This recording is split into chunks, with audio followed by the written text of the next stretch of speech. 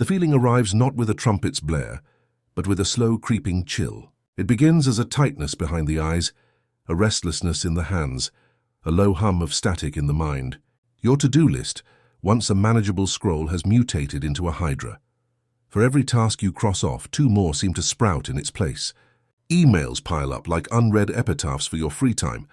The calendar is a mosaic of obligations, each colored tile representing a piece of yourself you've promised away. This is overwhelm. It is the psychic equivalent of standing in a room where every object is vibrating at a different frequency, and the sound is a dissonant roar that drowns out all coherent thought.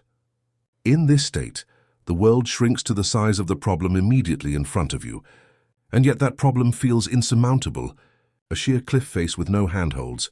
We are told in such moments to breathe, to meditate, to practice self-care, and while these are valuable tools for maintenance, they are often poor instruments for excavation when you are already buried. The well-intentioned advice to just relax can feel like a cruel joke. How can one relax when the walls are closing in? The mind, in its panicked state, seeks escape, distraction, or most commonly paralysis. It cycles through a litany of anxieties, replaying past failures and pre-living future ones, creating a self-generating storm of worry that produces nothing but exhaustion. This is the noise. It is the voice that says you are not enough, that the task is too great, that it's better to hide under the covers than to face the mounting evidence of your own inadequacy. But there is a way through. It is not a complex psychological formula, nor a secret esoteric teaching. It is a deceptively simple, profoundly powerful directive. When you're feeling overwhelmed, there are only two things you should do. Get organized and get to work. The rest is just noise. Peace is found in progress.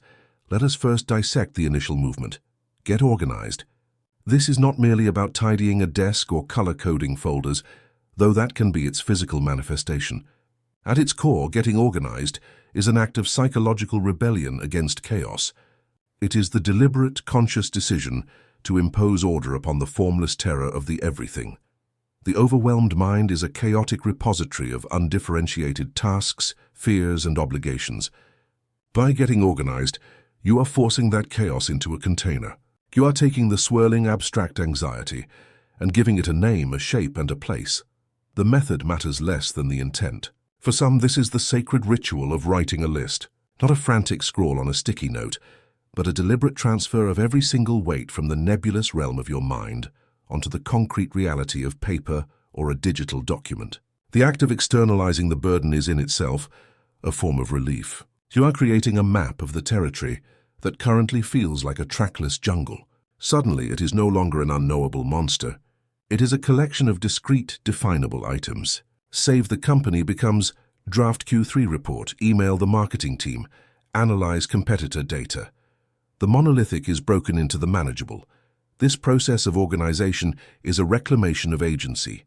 In the throes of overwhelm, you feel like a leaf in a hurricane buffeted by forces beyond your control. By stopping to organize, you are planting your feet and declaring, I am here. I will assess this situation. I will make decisions. You are moving from a passive state of enduring your circumstances to an active state of engaging with them. You begin to prioritize. What is urgent? What is important? What can be delegated? What can be deleted entirely? This triage is not just a logistical exercise. It is a cognitive restructuring. It teaches the frantic mind that not all tasks are created equal, that some fires must be left to burn while others are put out. The act of choosing what to do first is, in itself, the beginning of the work. And then, without delay, you must make the second, more critical movement: get to work. This is where the potential for transformation lies, and it is also the point of greatest resistance. The organized list can become just another pretty monument to your intentions if not acted upon. The noise will return, suggesting you need a better system, a new app, a clearer plan. It will tempt you with the siren song of preparation, which is often just procrastination in a more respectable disguise. Getting to work means selecting the single, simplest, most actionable item on your newly organized list and beginning. Not when you feel ready, not when you feel inspired, but now. This is the non-negotiable pivot from thinking to doing. The initial action is almost irrelevant in its scale. Its power is in its symbolism. It is the first push that breaks the inertia of paralysis. answering one email, writing one paragraph, making one phone call, washing one dish.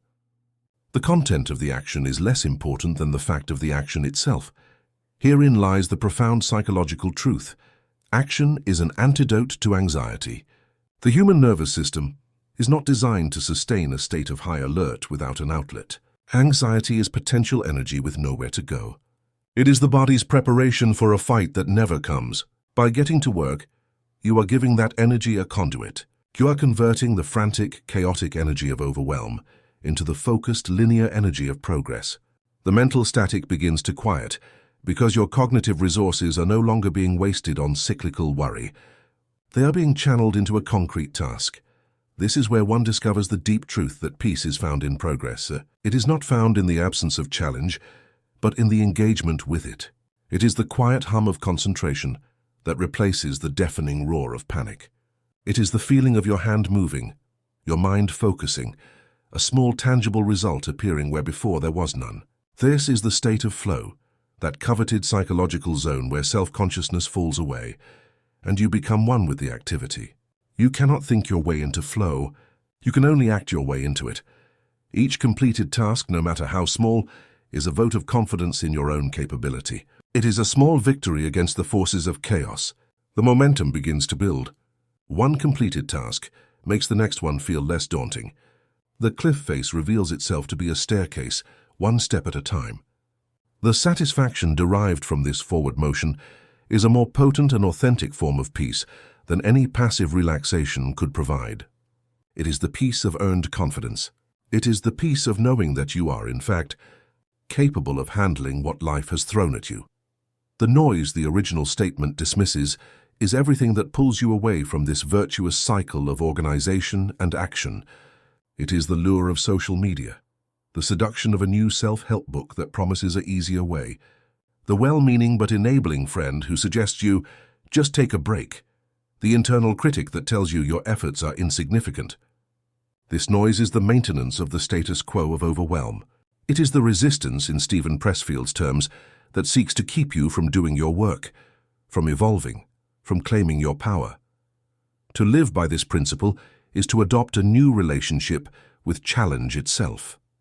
Life, in its relentless forward march, will always provide reasons to feel overwhelmed. There will always be more to do than there is time to do it.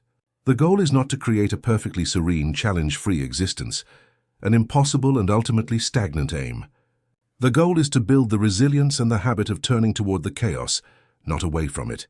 To see the mountain of tasks not as a condemnation, but as an invitation to climb. So the next time the chill of overwhelm begins to creep up your spine, when the static in your mind threatens to drown out your own thoughts, remember the two-step dance. Stop, breathe, if only for a moment, not as an end in itself, but as a prelude to action. Then get organized. Take out a pen. Make the list. Draw the map. Reclaim your agency from the chaos, and then immediately get to work. Do not wait for the feeling of readiness, for it will never come. Do not listen to the noise that says it's too hard or you're not enough. Pick the smallest stone and begin moving it.